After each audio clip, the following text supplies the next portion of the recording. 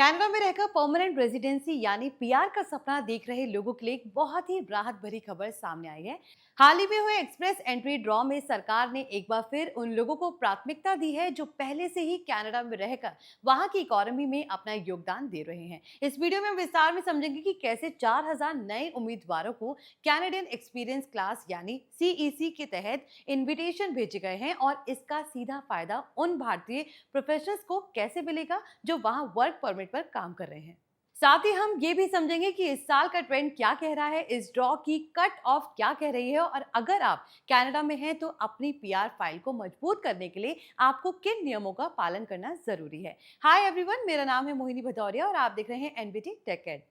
Immigration, refugee और citizenship Canada यानी IRCC की तरफ से जारी ताजा जानकारी के मुताबिक मंगलवार को हुए इस ड्रॉ में शामिल होने के लिए उम्मीदवारों का मिनिमम कॉम्प्रिहेंसिव रैंकिंग सिस्टम यानी सीआरएस स्कोर 507 होना जरूरी था। इसके अलावा एक खास ट्राई बैंकिंग रूल भी लागू किया गया जिसके तहत केवल उन्हीं प्रोफेशनल को मौका मिला है जिन्होंने अपना एक्सप्रेस एंट्री प्रोफाइल 11 मई 2025 को शाम 6:57 यूटीसी से पहले बना लिया था। अगर आपने भी अपनी प्रोफाइल इस तारीख से पहले बनाई थी और आपका सीआरएस स्कोर 507 या उससे ज्यादा है तो आपके लिए पीआर का रास्ता काफी हद तक खुल चुका है। साल 2026 में अब तक हुए एक्सप्रेस एंट्री ड्रॉ की बात करें तो ये 16वां मौका है जब सरकार ने उम्मीदवारों को चुना है, लेकिन सीईसी कैटेगरी के लिए ये इस साल का 5वां खास ड्रॉ है। ये डेटा साफ दिखाता है कि कनाडा सरकार अब बाहर से नए लोगों को बुलाने की बजाय उन लोगों को सेटल करने पर ज्यादा फोकस कर रही है जिनके पास पहले से कैनेडियन वर्क एक्सपीरियंस है। अगर हम इस साल के पूरे आंकड़ों पर नजर डालें तो सीईसी कैटेगरी अब तक की सबसे मजबूत कैटेगरी बनकर उभरी है।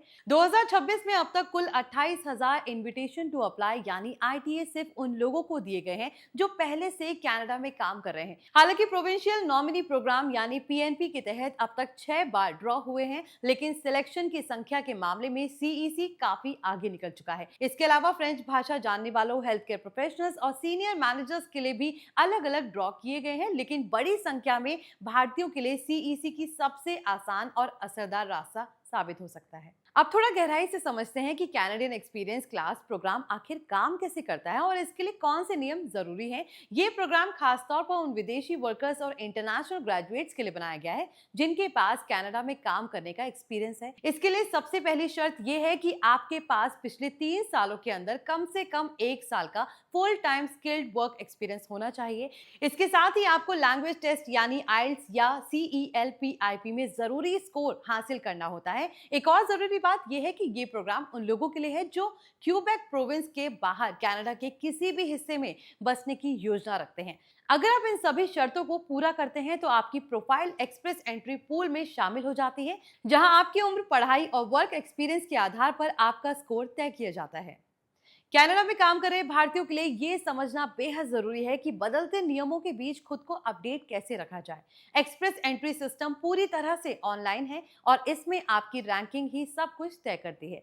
507 का सीआरएस स्कोर ये दिखाता है कि मुकाबला अभी भी काफी टफ है, इसलिए आपको अपने स्कोर को बेहतर बनाने के तरीकों पर काम करना चाहिए। इसमें आपकी अंग्रेजी या फ्रेंच भाषा की पकड़ मजबूत करना, आइल्स या CELPIP स्कोर बढ़ाना या कोई अतिरिक्त सर्टिफिकेट जोड़ना काफी मदद कर सकता है।